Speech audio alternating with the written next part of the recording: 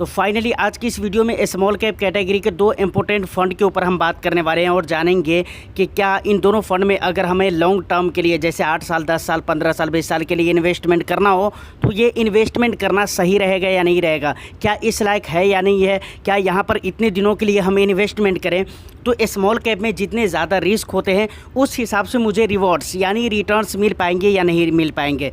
साथ ही साथ इसके स्ट्रेस टेस्ट रिजल्ट के बारे में भी ज़रूर बात करेंगे, क्योंकि स्मॉल कैप कैटेगरी का फंड हो, मिड कैप कैटेगरी का फंड हो और आजकल के डेट में अगर उसके स्ट्रेस टेस्ट रिजल्ट के बारे में बात ना की जाए तो मुझे लगता है कि बात अधूरी रह जाएगी। तो इन सारी चीज़ों के ऊपर हम बात करने वाले हैं। साथ ही साथ क्वांट के 3 funds, Quant mid cap, Quant flexi cap, Quant multi cap, इन तीनों फंड के बारे में भी बात करेंगे कि कौन सा फंड ज़्यादा बेहतर है। तो वीडियो बहुत ही इन्फॉर्मेटिव होने वाली है। एक लाइक कर दीजिए, शेयर कर दीजिए। चैनल को अगर अभी तक आपने सब्सक्राइब नहीं किया है तो चैनल को भी ज़रूर सब्सक्राइब कर लें। देखिए एक्चुअली ये डिमांडेड वीडियो है, एक कमेंट मेरे पास आया था बबीता पांडे जी का, इसीलिए मैं इस वीडियो को बना रहा हूँ और मुझे उम्मीद है कि इस वीडियो से बहुत सारे लोगों को फ़ायदा होने वाले हैं।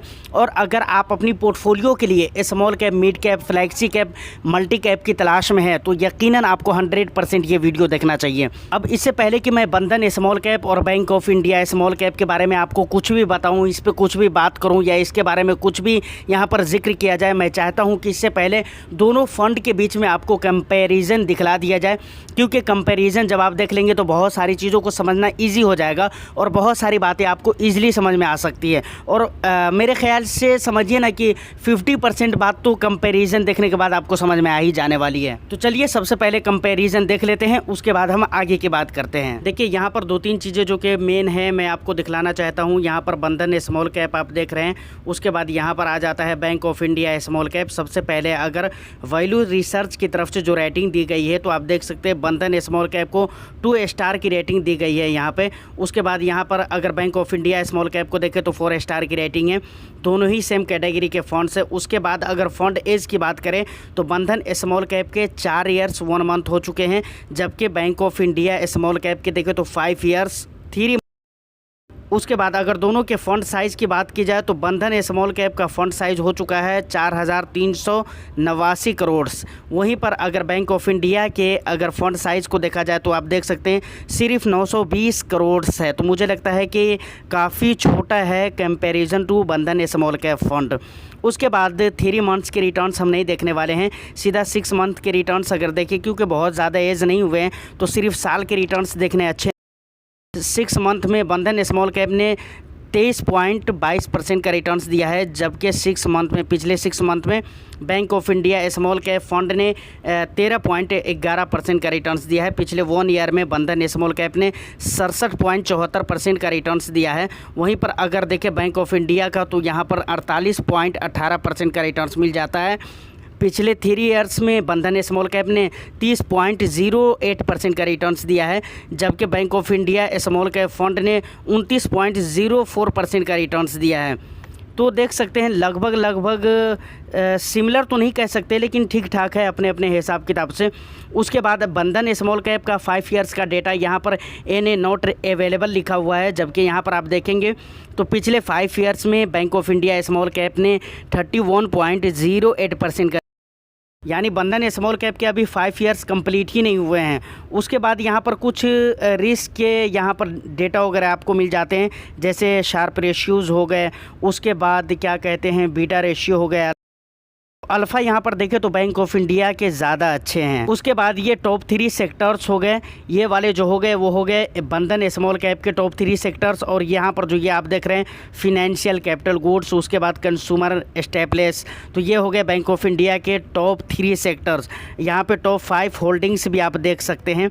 ये सारा कुछ आप खुद भी रीड कर सकते हैं। ये ET मनी का एक चीज़ हमें एक्सपेंस रेशियो और एग्जिट लोड देखना है। एग्जिट लोड अगर सबसे पहले एक्सपेंस रेशियो देखें तो बंधन स्मॉल कैप के एक्सपेंस रेशियो ज़्यादा अच्छे हैं, क्योंकि 0.36% है ओनली। और बैंक ऑफ इंडिया के अगर देखें एक्सपेंस रेशियो तो यहाँ पर 0.76 है, तो ये थोड़ा ज़्यादा है। एग्जिट लोड की अगर मैं बात करूँ तो दोनों के ही सेम है 1।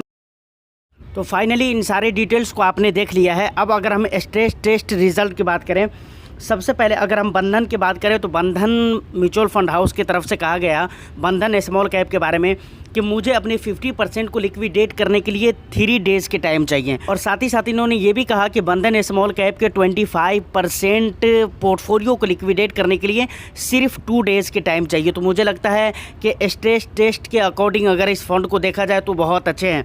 वहीं पर अगर बात किया जाए bank of India small cap fund के स्ट्रेस टेस्ट रिजल्ट के बारे में, तो इन्होंने कहा कि भाई 2 डेज़ का टाइम चाहिए मुझे 50% को लिक्विडेट करने के लिए और 1 दिन का समय मुझे चाहिए 25% को लिक्विडेट करने के लिए। ऐसे इसका फंड साइज़ भी छोटा ही है, तो मुझे लगता है उस हिसाब किताब से ठीक है। अब बैंक ऑफ इंडिया के अगर एडवांटेज की बात की जाए तो यहाँ पर रेटिंग आपको बहुत अच्छी देखने को मिल जाती है। फंड एज पुराने हैं, लेकिन दिक्कत वाली बात यहाँ पर यह है कि फ़ंड साइज़ अभी छोटा है। मतलब फ़ंड एज जब पुराना है तो फ़ंड साइज़ इतना छोटा क्यों है, ये थोड़ा सोचने वाली बात ज़रूर होती है। लेकिन बंधन स्मॉल कैप के साथ अगर आप जाएं और वहां पर देखें तो फंड एज आपको छोटा मिलेगा comparison to bank of India small cap. यहाँ पर इसके एज कम है बंधन स्मॉल कैप के, लेकिन यहाँ पर फंड साइज बड़ा है। बैंक ऑफ इंडिया के कंपैरिजन में देखें तो काफ़ी बड़ा है, मैं ये बोलना चाह रहा हूँ एक्चुअली में। तो इन फंड्स में अगर आप लंबे समय के लिए इन्वेस्टमेंट करना चाहते हैं तो करना चाहिए या नहीं करना चाहिए। देखिए स्मॉल कैप और मिड कैप जो होते हैं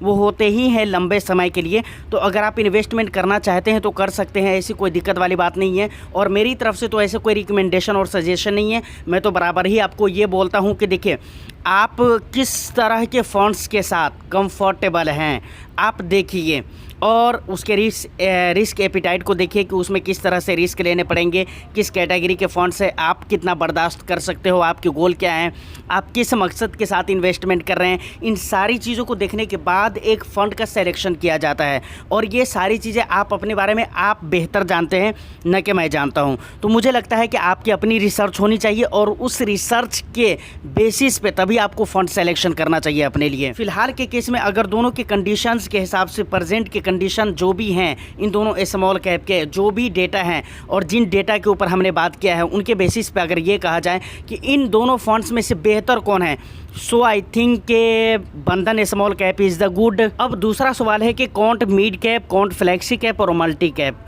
इन तीनों फंड्स में से कौन से फंड्स अच्छे हैं। देखिए यहाँ पर मैं डायरेक्टली ये नहीं कह सकता हूँ कि कौन मिड कैप अच्छे हैं, फ्लैक्सी कैप अच्छे हैं या कौन मल्टी कैप अच्छे हैं।